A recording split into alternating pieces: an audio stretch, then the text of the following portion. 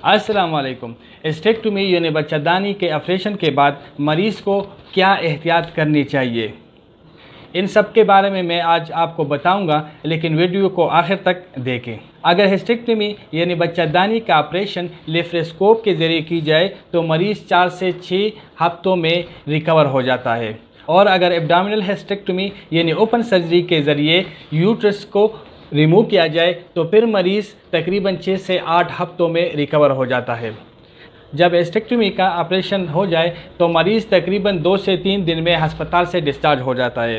अस्पताल में ऑपरेशन के पहले दिन के बाद दूसरे और तीसरे दिन मरीज़ को मुख्तसर तौर पर चलने के लिए हौसला अफजाई की जाए ताकि थोड़ा चल सके, और खाने में नरम ग़िज़ा जैसे दूध, कस्टर्ड, यखनी, कहवा, चाय और केक वगैरह देना शुरू कर सकते हैं।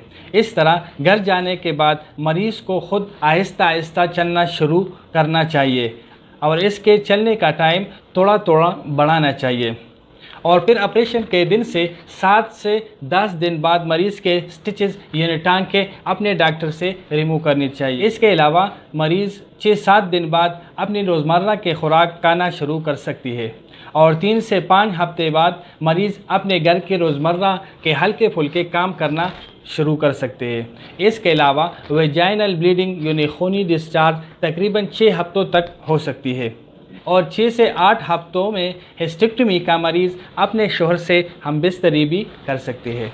इसके अलावा मरीज़ को ज़्यादा वज़नी चीज़ें नहीं उठानी चाहिए जब तक मरीज़ के ऑपरेशन के तकरीबन 7-9 हफ्ते मुकम्मल ना हो।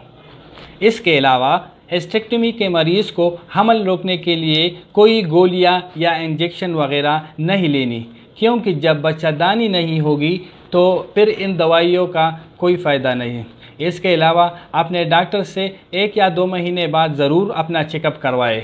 तो दोस्तों, अगर वीडियो अच्छी लगी हो तो चैनल को ज़रूर सब्सक्राइब करें और साथ में बिल का बटन भी दबाएं ताकि मेरे हर नई आने वाली मालूमाती वीडियो आप देख सकें। तो अब मुझे इजाज़त दीजिए। शुक्रिया। अल्लाह हाफ़िज़।